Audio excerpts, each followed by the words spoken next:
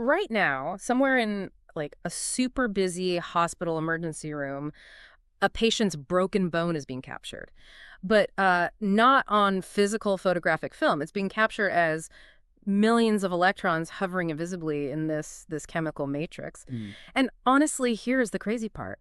If the technologist gets distracted, right, and leaves that matrix sitting on a counter for too long, the image of that broken bone will literally fade into thin air. Yeah, just completely vanished. It's wild. So welcome to another custom-tailored deep dive.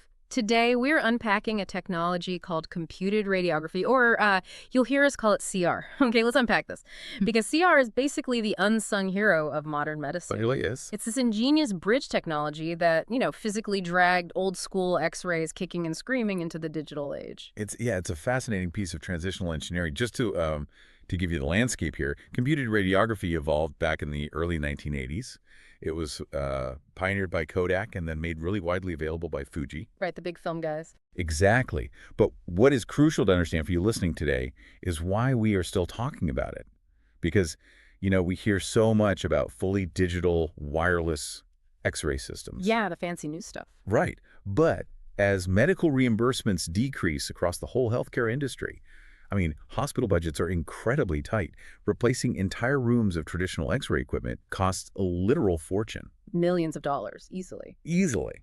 So CR became this highly affordable transition technology.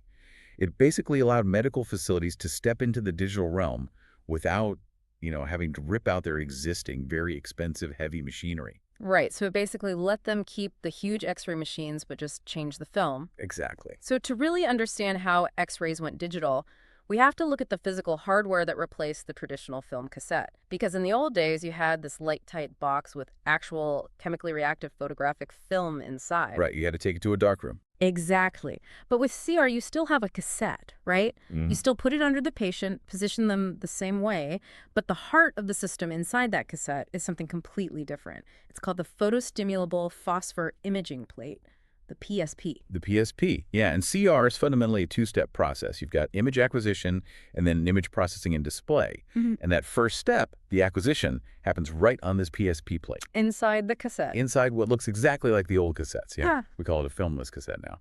But the plate itself isn't just a blank piece of plastic. It is a highly engineered sandwich of very specific layers, and every single one has a crucial job. Okay, so if this isn't physical film, what exactly is inside this magic plastic sandwich that can catch an X-ray?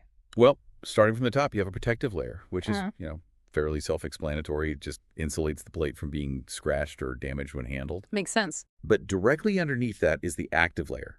This is the phosphor layer, and it's where the real science happens. The phosphors used here are typically barium fluorohalide bromides and barium fluorohalide iodides. Okay, barium fluorohalides. Why those specific chemicals?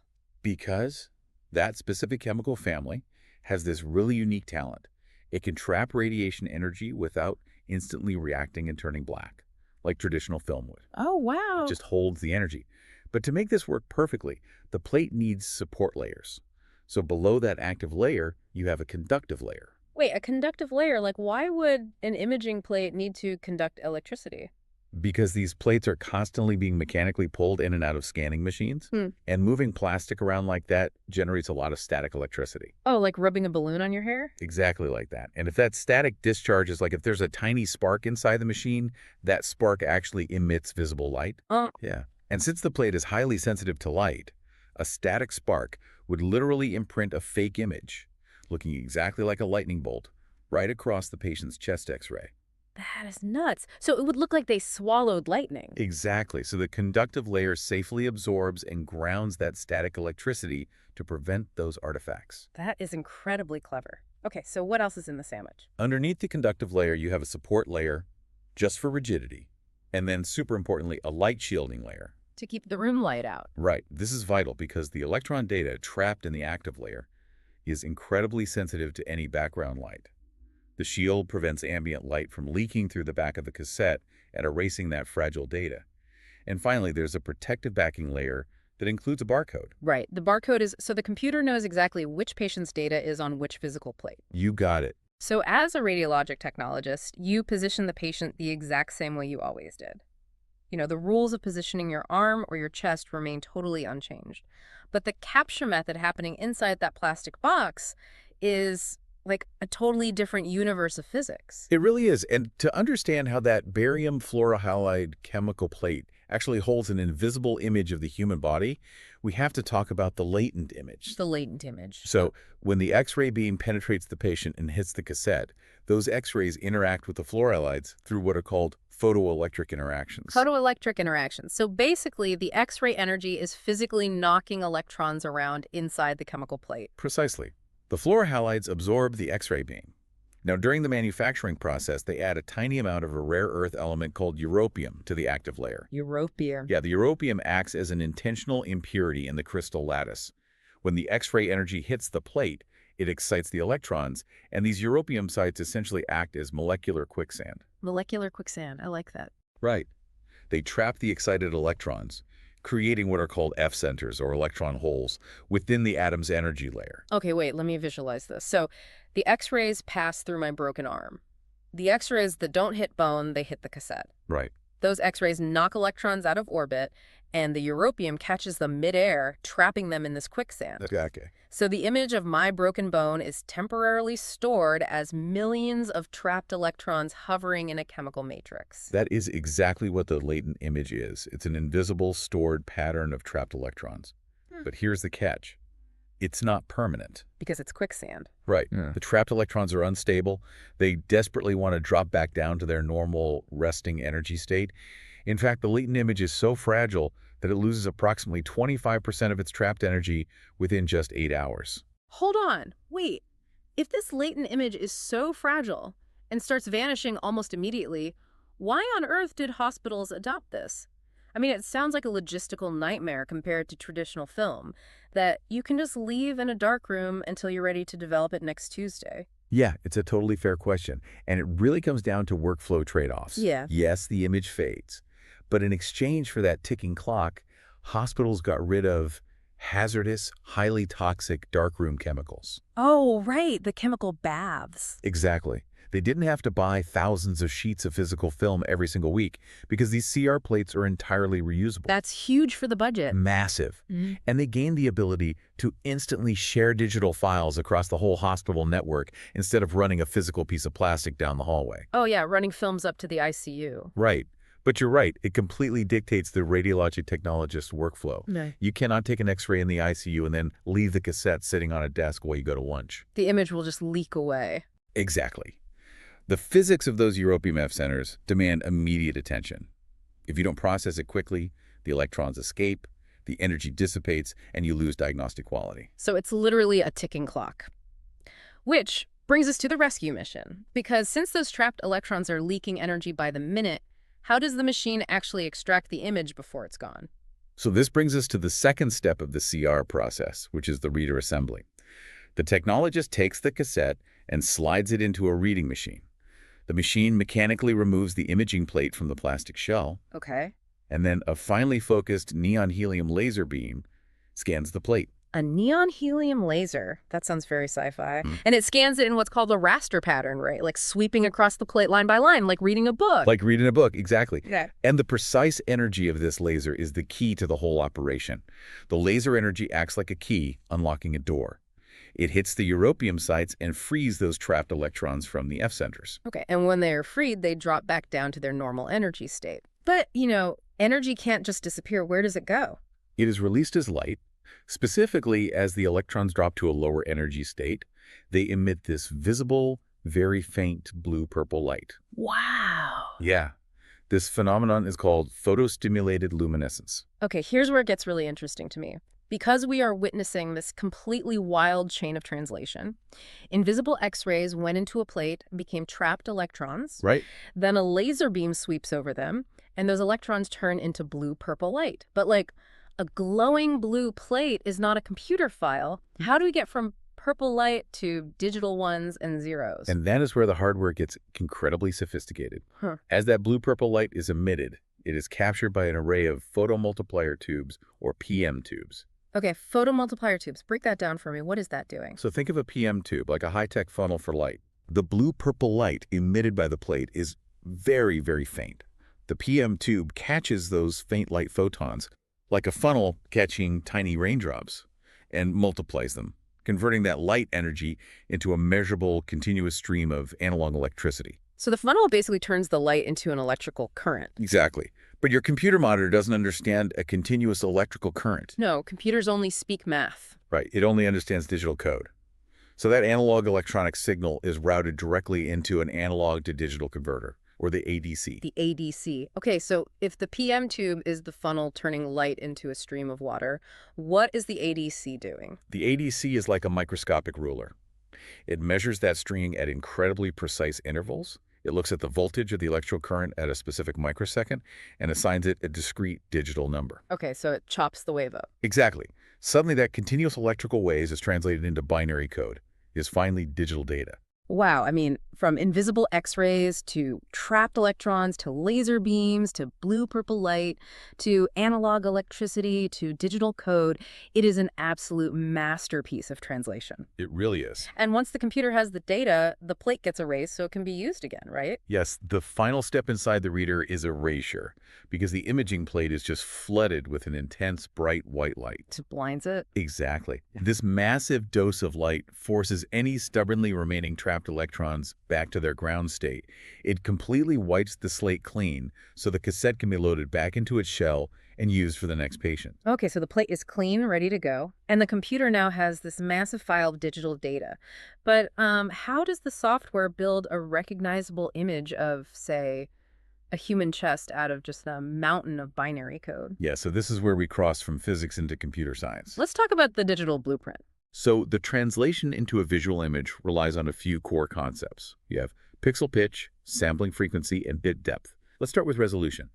When we evaluate how sharp a CR image is, we look at the sampling frequency, which is literally just how many pixels are captured per millimeter. Okay. And the pixel pitch, which is simply the physical distance from the center of one pixel to the center of the next. So if you have a higher sampling frequency and a smaller pixel pitch, that means you cram way more pixels into the same amount of space. Exactly. They are inversely related to spatial resolution. So the closer the pixels are together, the higher your spatial resolution. The image becomes sharper. Makes sense. If you have a standard, say 14 by 17-inch imaging plate, and you sample it at 10 pixels per millimeter, the computer generates a massive grid, a matrix of about 3,500 by 4,300 pixels. Okay, let's use a painting metaphor here. The matrix size is essentially the physical size of your canvas, right? And the pixel pitch dictates how tiny and fine your individual brushstrokes are. Millions of tiny brushstrokes make a highly detailed painting. That's a great way to think about it. But what about the colors? Or, well, in X-ray's case, the shades of gray. How does it know how dark to make each stroke? That is determined by the bit depth. Remember the analog to digital converter, the ADC we just talked about? The microscopic ruler, yeah. Right. When it assigns a digital number to the electrical current, the range of numbers it can choose from is its bit depth. Bit depth determines the exact number of density values or shades of gray that a single pixel can display. So if you have an 8-bit system, that's 2 to the power of 8, which means every single pixel can be one of 256 different shades of gray. Right. And a 12-bit or 16-bit system gives you thousands of shades of gray. The higher the bit depth, the more subtle the contrast differences the system can actually display. And I imagine that's critical for a doctor.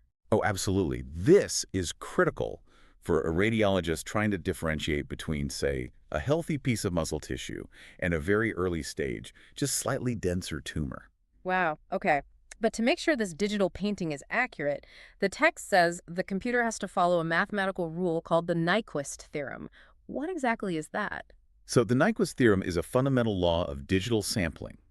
It states that to accurately digitize an analog signal without losing information or creating fake signals, your sampling rate must be greater than twice the highest frequency of the input signal. Wait, hold on. What does twice the frequency mean in the real world? Give me an analogy, because that sounds like heavy, heavy math. Sure.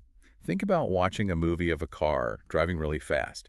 Have you ever noticed that sometimes the car's wheels look like they're actually spinning backward? Yes, that optical illusion is always so weird to look at. Right. That illusion is called aliasing.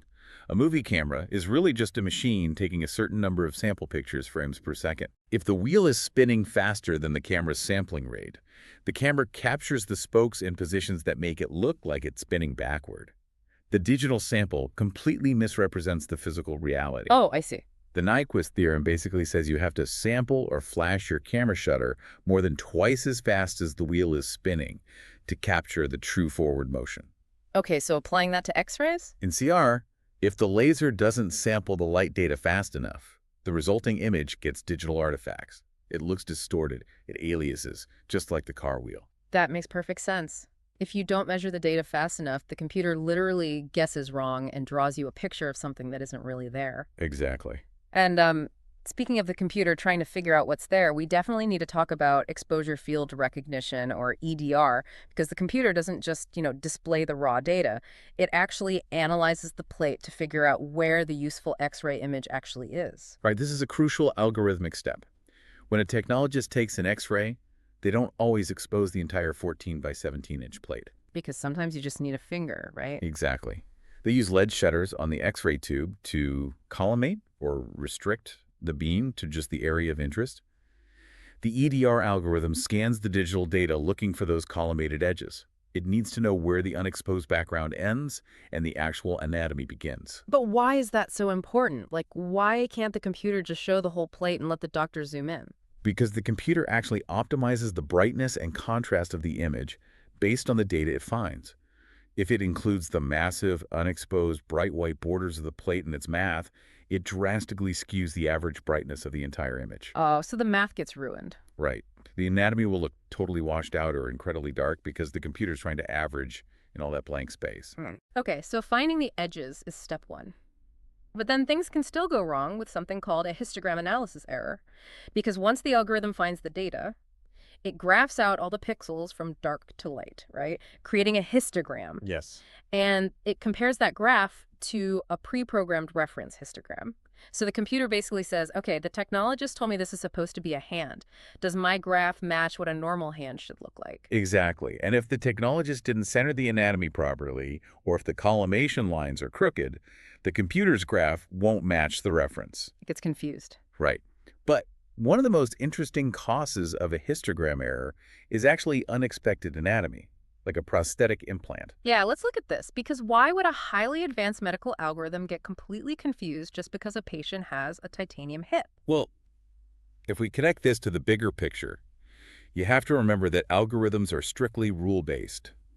They only know what they've been taught by their programmers. A dense metal implant, like a titanium hip, absorbs almost all the X-rays. Practically no radiation hits the plate beneath the metal. So that creates a massive spike of pure, unexposed white on the plate. Right.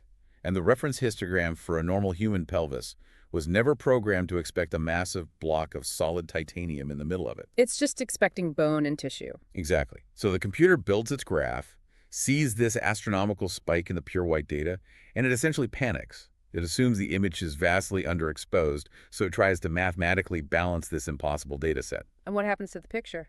The result is that it artificially darkens all the normal surrounding bone and tissue, making the entire X-ray non-diagnostic. You can't see a thing. Man. So the software is brilliant, but it is deeply vulnerable to the messy physical realities of the human body, which I think brings us to our final topic today, the real-world quirks of CR. Because as magical as these PSP plates are, they have some serious vulnerabilities compared to the old traditional film. They do. And the most glaring vulnerability is scatter radiation. Scatter radiation. Because barium fluorohalides are so efficient at trapping energy, PSP plates are hypersensitive to low levels of scatter radiation in the room.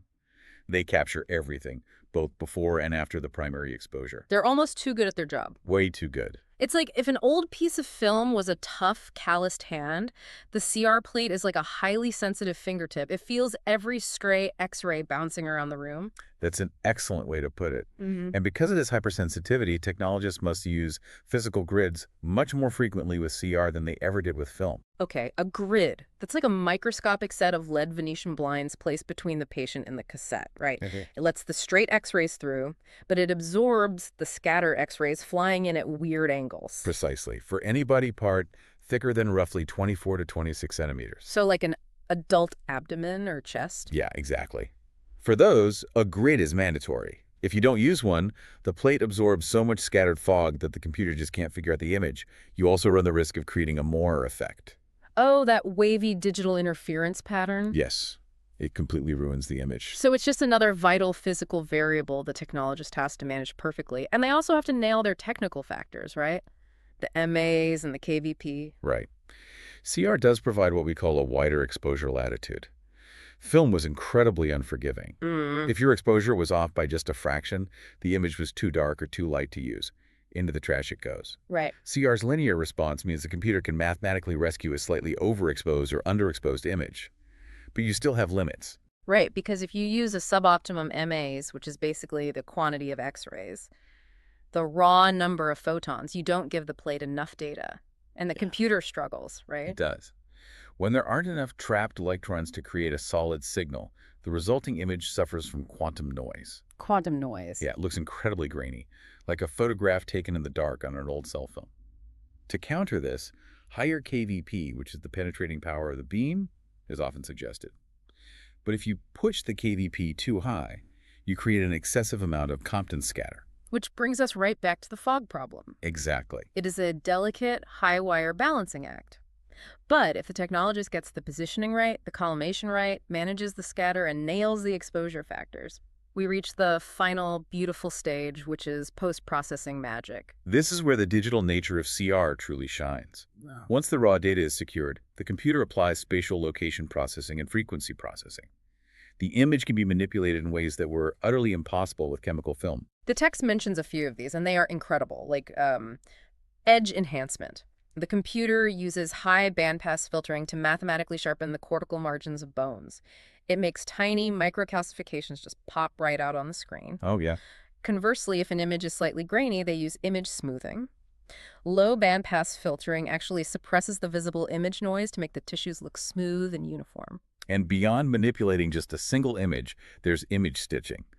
For specialized procedures like full spine scoliosis evaluations or leg-length studies, the human anatomy is simply too long to fit on a single 14 by 17-inch cassette. You'd need a huge plate. Right. So the technologist takes multiple CR images. The software then analyzes the overlapping anatomy and seamlessly stitches them together into one continuous, diagnostically accurate picture. Wow. And for you listening, I really want to point this out. When you sit in your doctor's office and they pull up that incredibly crisp, perfectly exposed X-ray on the flat screen monitor, you are looking at the culmination of all this invisible digital polishing. The computer has filtered out the noise, enhanced the edges, and mathematically balanced the contrast to reveal the tiny microcalcification that might be absolutely critical to saving your life. It is a profound capability. It fundamentally changed diagnostic medicine. So what does this all mean? When you really step back and look at it, a routine medical X-ray, a procedure we take completely for granted today, is actually a daily masterclass in applied physics. I mean, we went from capturing light on chemical film to trapping electrons in europium quicksand, shooting them with neon helium lasers, catching the light in a funnel, measuring it with a microscopic digital ruler, and using complex math to stitch the human body together in high definition. It is a remarkable chain of translation, and, I think it raises an important question or perhaps a provocative thought for you to take away today. Okay, let's hear it. Think back to the concept we discussed early on, the latent image. The ticking clock. Exactly. The physical reality that this highly detailed trapped energy begins losing 25% of its power in just 8 hours. Consider how much latent information surrounds us constantly in our own daily lives. Oh, wow. Think about the subtle details you notice during a commute, the brief, incredibly insightful conversations you have, the fleeting, brilliant ideas that cross your mind when you're just waking up. They're all trapped energy, but they're unstable. They're waiting for the right perspective, our own mental laser, to illuminate them, process them, and make them permanent. Because if we don't process them, the energy just dissipates. Precisely. How much of our own mental high-resolution data simply fades away into noise because we don't take the time to run it through our own reader assembly before the day is over? That is beautifully put. Process your latent images before they fade, folks. Thank you for joining us on this custom journey through the physics and magic of computed radiography. Keep questioning the invisible processes happening all around you, and we will catch you on the next deep dive.